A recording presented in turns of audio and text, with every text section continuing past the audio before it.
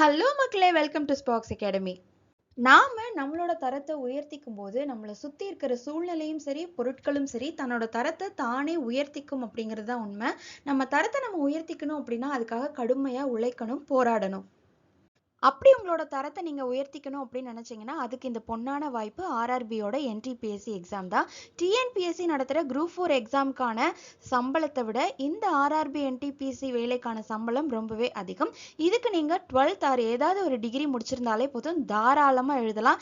இல்லை நான் first ஸ்டாண்டர்ட்லேருந்து 10th வரைக்கும் 12th வரைக்குமே தமிழ் மீடியத்தில் தான் படிச்சிருக்கேன், அதனால என்னால் இங்கிலீஷ்லலாம் இந்த எக்ஸாம் எழுத முடியாது அப்படின்னு நீங்கள் பயந்தீங்கன்னா அந்த பயம் தேவையில்லை. நீங்கள் இந்த எக்ஸாமை தமிழ்லேயே கூட எழுதலாம். ஸோ இந்த ஆர்ஆர்பி என்டிபிசிக்கான எக்ஸ்க்ளூசிவாக ஒரு நியூ பேட்ச் நாங்கள் ஸ்டார்ட் பண்ணியிருக்கோம் நம்ம ஸ்பார்க்ஸ் அகாடமிலேருந்து. இந்த கோர்ஸில் போத் சிபிடி 1 அண்ட் சிபிடி 2 ரெண்டுமே கவர் ஆகும். 12th ஆர் எந்த டிகிரி நீங்கள் படிச்சிருந்தாலுமே இந்த கோர்ஸில் ஜாயின் பண்ணீங்க அப்படின்னா உங்களுக்கு ரொம்பவே யூஸ்ஃபுல்லாக இருக்கும். அண்ட் இந்த கோர்ஸில் ஜாயின் பண்ணுற ஃபஸ்ட்டு 10 ஸ்டூடெண்ட்ஸுக்கு ரொம்பவே ஸ்பெஷலான ஆஃபர்ஸும் காத்துட்ருக்கு. அந்த கோர்ஸில் நீங்கள் ஜாயின் பண்ணணும் அப்படின்னு நினச்சிங்கன்னா ஸ்க்ரீனில் தெரிகிற நம்பருக்கு கால் பண்ணி உங்களோட அட்மிஷனை என்ரோல் பண்ணிக்கோங்க. ஆர்ஆர்பி என்டிபிஎஸ்சி எக்ஸாம் பார்த்தினா ஃபுல் கம்ப்ளீட் டீட்டெயில்ஸ் எல்லாத்தையுமே தான் நாம் இந்த வீடியோவில் பார்க்க போகிறோம். So eligibility criteria, age limit, exam pattern எப்படி இருக்கும், சிலபஸ் எப்படி இருக்கும், செலெக்ஷன் ப்ராசஸ் என்னென்ன, அப்ளிகேஷன் ஃபீஸ் என்ன, அண்ட் லாஸ்ட் இயரில் கட் ஆஃப் என்ன இருந்துச்சு அப்படிங்கிற ஃபுல் டீட்டெயில்ஸில் நாம் இந்த வீடியோவை பார்க்க போகிறோம். வேகன்சிஸ் பற்றின டிராஃப்ட் நோட்டிஃபிகேஷன் நேற்று வெளியிட்டிருந்தாங்க. அந்த நோட்டிஃபிகேஷனில் 8875 வேகன்சிஸ் இருக்கணும். இது இன்னுமே எக்ஸாம் வரதுக்குள்ள இந்த வேகன்சிஸோட எண்ணிக்கை கூடலாம் அப்படின்னு சொல்லியிருக்காங்க. அந்த நோட்டிஃபிகேஷனில் station master, goods train manager, traffic assistant, chief commercial cum ticket supervisor, junior accounts assistant cum typist, senior clerk cum டைப்பிஸ்ட்னு கிராஜுவேட்ஸ்க்காக மட்டும் 5817 வேகன்சிஸ் அனௌன்ஸ் பண்ணியிருந்தாங்க. சப்போஸ் நீங்கள் கிராஜுவேஷன் இன்னும் கம்ப்ளீட் பண்ணலை, 12th பாஸ் குவாலிஃபிகேஷன் தான் உங்ககிட்ட இருக்குது அப்படின்னா கூட நீங்களுமே இந்த எக்ஸாமுக்கு அப்ளை பண்ணலாம். Trains clerk, commercial cum ticket clerk, accounts clerk cum typist, junior clerk cum typist இந்த போஸ்டிங்காக 3058 வேகன்சிஸ் நோட்டிஃபிகேஷனில் வெளியிட்டிருக்காங்க. எக்ஸாம்க்கான எலிஜிபிலிட்டி க்ரைட்டீரியா அப்படின்னு பார்த்தீங்கன்னா நான் ஆரம்பத்திலே சொல்லியிருந்த மாதிரி நீங்கள் 12th குவாலிஃபிகேஷன் இருந்தாவே எழுதலாம். அது போக கிராஜுவேட்டாக இருந்தீங்க அப்படின்னா எந்த ஸ்ட்ரீமில் வேணாலும் நீங்கள் வந்து கிராஜுவேட்டாக இருக்கலாம். ஐ மீன் இன்ஜினியரிங்காக இருக்கலாம், ஆர்ட்ஸ் அண்ட் சயின்ஸாக இருக்கலாம், பிஎஸ்சி, பிபிஏ, இந்த மாதிரி எந்த இதுனாலுமே அதில் நீங்கள் ஒரு கிராஜுவேட்டாக இருக்கணும் அப்படிங்கிறத மட்டும்தான் மென்ஷன் பண்ணியிருக்காங்க. ஸோ இன்னொரு எலிஜிபிலிட்டி க்ரைட்டீரியாவில் வந்து நேஷ்னாலிட்டி மென்ஷன் பண்ணியிருக்காங்க. இந்தியன் சிட்டிசன்ஸாக இருக்கணும். அது போக சிட்டிசன்ஸ் ஆஃப் நேபாள், பூட்டான், திபெத்லேருந்து ரெஃப்யூஜிஸாக இருந்தால் நீங்களும் அப்ளை பண்ணலாம் அப்படின்னு சொல்லியிருக்காங்க. அது போக இந்தியன் ஆரிஜின்லேருந்து போயிட்டு மறுபடியும் திருப்பி வந்திருக்கீங்க, வேறு ஏதாவது கண்ட்ரிக்கு போயிட்டு மறுபடியும் நம்ம கண்ட்ரிக்கு வந்திருந்தீங்க அப்படின்னாலும் நீங்களும் அப்ளை பண்ணலாம் அப்படின்னு சொல்லியிருக்காங்க. அது எந்தெந்த கண்ட்ரிஸ் அப்படிங்கிறது ஆர்ஆர்பியோட வெப்சைட்டில் இருக்குது, வேணுங்கிறவங்க போய் செக் பண்ணி பாருங்கள். ஏஜ் லிமிட்டை பொறுத்த வரைக்கும் கேட்டகரி வைஸ் அது வந்து வேரி ஆகுது. சப்போஸ் நீங்கள் வந்து அண்டர் கிராஜுவேட் போஸ்ட்டுக்கு அப்ளை பண்ணுறீங்க அப்படின்னா ஜென்ரல் கேட்டகரியாக இருந்தீங்கன்னா 18 to 30 இயர்ஸ்க்குள்ளே இருக்கணும். அதே மாதிரி கிராஜுவேட் போஸ்ட்டுக்கு 18 to 33 இயர்ஸ்க்குள்ளே இருக்கணும். சப்போஸ் நீங்கள் ஓபிசியாக இருந்தீங்கன்னா 2 போஸ்ட்டுக்குமே 3 years ரிலாக்ஸேஷன் எடுத்துக்கலாம். எஸ்சி எஸ்டி கம்யூனிட்டியில் இருக்கவங்க 5 years ரிலாக்ஸேஷன் எடுத்துக்கலாம். பர்சன்ஸ் வித் பெஞ்ச்மார்க் டிசபிலிட்டிஸ் இருக்கவங்களும் எக்ஸர்விஸ் மேனுக்கும் நிறைய லிமிட்ஸ் கொடுத்துருக்காங்க. அது வந்து நோட்டிஃபிகேஷனில் வந்து நிறைய மென்ஷன் பண்ணதுனால நான் என்னால் இதில் சொல்ல முடியல. நீங்கள் அது வேணும்னா ஆர்ஆர்பி வெப்சைட்டில் போய் செக் பண்ணி பார்த்துக்கலாம். எக்ஸாம்க்கான செலெக்ஷன் ப்ராசஸை பொறுத்த மட்டும் 5 ஸ்டெப்ஸ் இதில் இருக்குது. ஒன்று வந்து சிபிடி 1 அண்ட் சிபிடி 2, அடுத்தது அடிஷ்னலாக இதில் ஸ்கில் டெஸ்ட்டு, அதுக்கப்புறம் document verification and medical examination 5 progress இருக்குது. என்டிபிசிக்கான எக்ஸாம் பேட்டர்னை பொறுத்த வரைக்கும் சிபிடி 1 அண்ட் சிபிடி 2 ரெண்டுமே ஆன்லைன் எக்ஸாம் தான். சிபிடி 1 வந்து 90 minutes நடக்கும். இதில் 100 questions இருக்கும், 100 மார்க்ஸுக்கு. அண்ட் இதில் நெகட்டிவ் மார்க்கிங் இருக்குது. ரொம்ப முக்கியமாக 1/3 ஆஃப் நெகட்டிவ் மார்க்கிங் இருக்குது. ஏதாவது நீங்கள் கொஷின் தப்பாக அட்டன் பண்ணியிருந்தீங்க அப்படின்னா நீங்கள் கரெக்டாக அட்டன் பண்ணியிருந்த கொஷின்லேருந்து 1/3 நெகட்டிவ் மார்க்கிங்கை அவங்க எடுத்துருவாங்க. வர்ச்சுவல் கேல்குலேட்டர் சிபிடி 1க்கு அவைலபிள் கிடையாது. அண்ட் சிபிடி 1 வந்து ஜஸ்ட் ஸ்க்ரீனிங் எக்ஸாம் தான். இந்த எக்ஸாமில் நீங்கள் ஜஸ்ட் ஒரு பாஸ் மார்க் எடுத்தால் போதும். இதில் வாங்குற மார்க் எதுவுமே உங்களோட மெரிட் லிஸ்ட்டில் ஆட் ஆகாது. சிபிடி 1க்கான எக்ஸாம் பேட்டர்ன் பார்த்தீங்கன்னா மேத்தமெட்டிக்ஸ்லேருந்து 30 கொஷின் 30 மார்க்ஸு கேட்குறாங்க. ஜென்ரல் இன்டெலிஜென்ஸ் அண்ட் ரீசனிங்லேருந்து 30 கொஷின்ஸ் 30 மார்க்ஸு கேட்குறாங்க. அதே மாதிரி ஜென்ரல் அவேர்னஸ்லேருந்து 40 கொஷின்ஸ் 40 மார்க்கு கேட்குறாங்க. இந்த எல்லா கொஷின்ஸுமே நீங்கள் வந்து ஒரு 90 minutesக்குள்ளே, அதாவது 1.5 hours கம்ப்ளீட் பண்ணி முடிக்கணும். சிபிடி 1 நீங்க கிளியர் பண்ணிட்டீங்க அப்படின்னா சிபிடி 2க்கு உங்களை அலோவ் பண்ணுவாங்க. இதுதான் இங்க மெயின். இதுல எழுதுற மார்க் மட்டும்தான் உங்களுக்கு வந்து மெரிட்ல ஆட் ஆகும். இதுவும் ஆன்லைன் எக்ஸாம் தான், 90 மினிட்ஸ் தான் நடக்குது. ஆனா இதுல 120 கொஸ்டின்ஸ் கேட்குறாங்க. 120 மார்க்ஸுக்கு நெகட்டிவ் மார்க்கிங் கண்டிப்பா இருக்கு. ஸோ நீங்க முடிஞ்ச அளவுக்கு உங்களால தெரியாத கொஸ்டின்ஸை வந்து தொடவே செய்யாதீங்க. அப்படின்னா தான் உங்களால நல்ல எழுதின கொஸ்டின்ஸ்க்கான மார்க்கையாவது கம்ப்ளீட்டா வாங்க முடியும். அண்ட் இன்னொரு இதுல முக்கியமான விஷயம் என்னன்னா சிபிடி 2க்கு வர்ச்சுவல் கால்குலேட்டர் வந்து அவைலபிளா இருக்கு. இது வந்து சிபிடி 2க்கான எக்ஸாம் பேட்டர்ன். இதுலேயுமே வந்து mathematics, general intelligence and reasoning, general awareness தான். அதுலேருந்து அதே டாபிக்ஸ் தான். ஆனால் number of questions and marks மட்டும்தான் வேரி ஆகும்.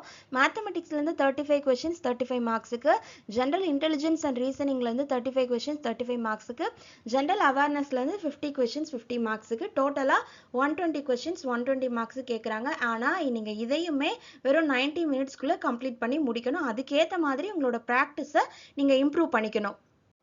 செலெக்ஷன் ப்ராசஸில் மூணாவதாக இருக்கிறது தான் இந்த ஸ்கில் டெஸ்ட்டு. இந்த ஸ்கில் டெஸ்ட்டு நீங்கள் வந்து சிபிடி 1 முடிச்சு சிபிடி 2வும் கம்ப்ளீட் பண்ணிட்டீங்க அப்படின்னா உங்களுக்காக மட்டும்தான் இந்த டெஸ்ட் வைப்பாங்க. அதுவுமே எல்லா போஸ்ட்டுக்கும் கிடையாது. நீங்கள் அக்கௌண்ட்ஸ் கிளர்க் கம் டைப்பிஸ்ட்டுக்கோ இல்லை ஜூனியர் கிளர்க் கம் டைப்பிஸ்ட்டுக்கோ அப்ளை பண்ணியிருந்தீங்க அப்படின்னா இந்த ஸ்கில் டெஸ்ட்டை நீங்கள் கண்டிப்பாக எழுதணும். இதுவுமே ஒரு computer based typing skill test தான்.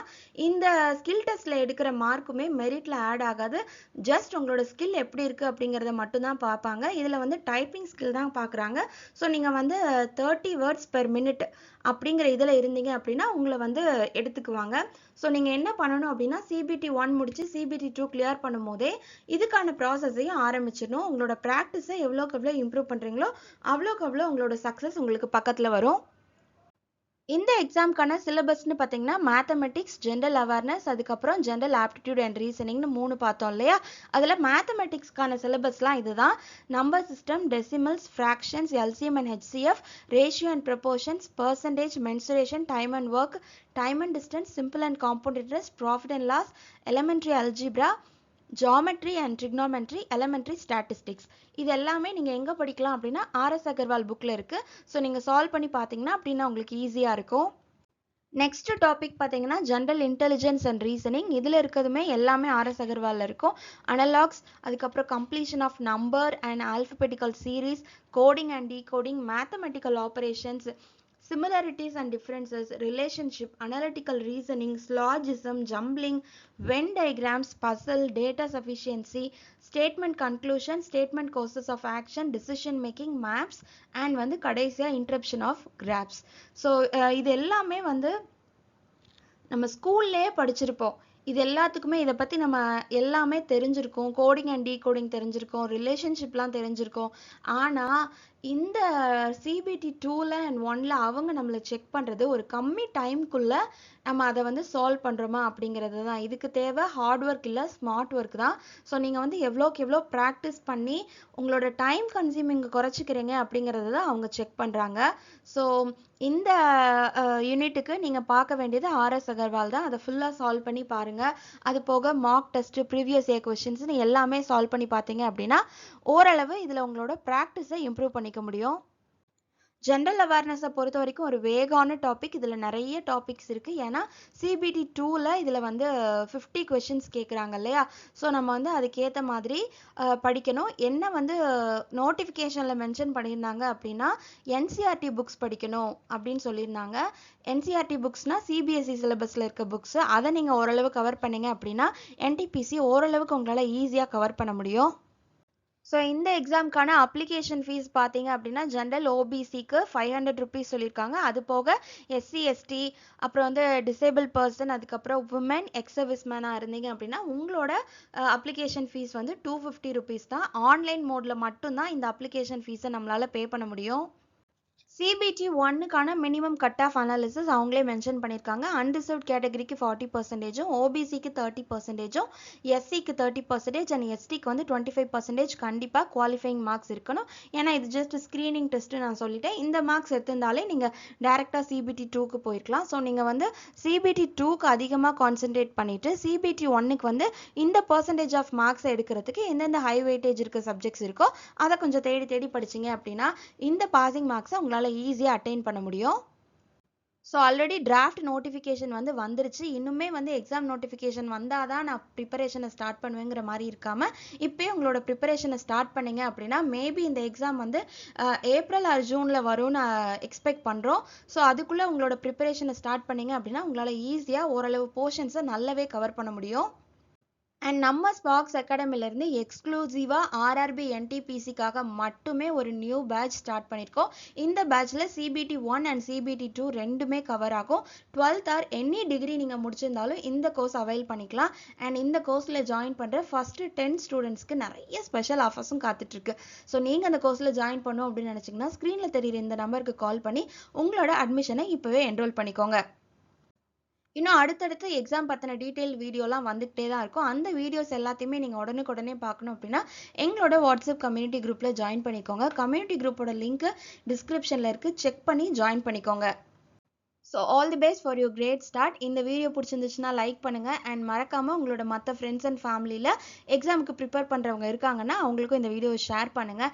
அண்ட் இந்த மாதிரி இன்னும் நிறைய வீடியோஸ் பார்க்கறதுக்கு நம்ம சேனலை மறக்காமல் சப்ஸ்கிரைப் பண்ணி வச்சுக்கோங்க. தேங்க்யூ.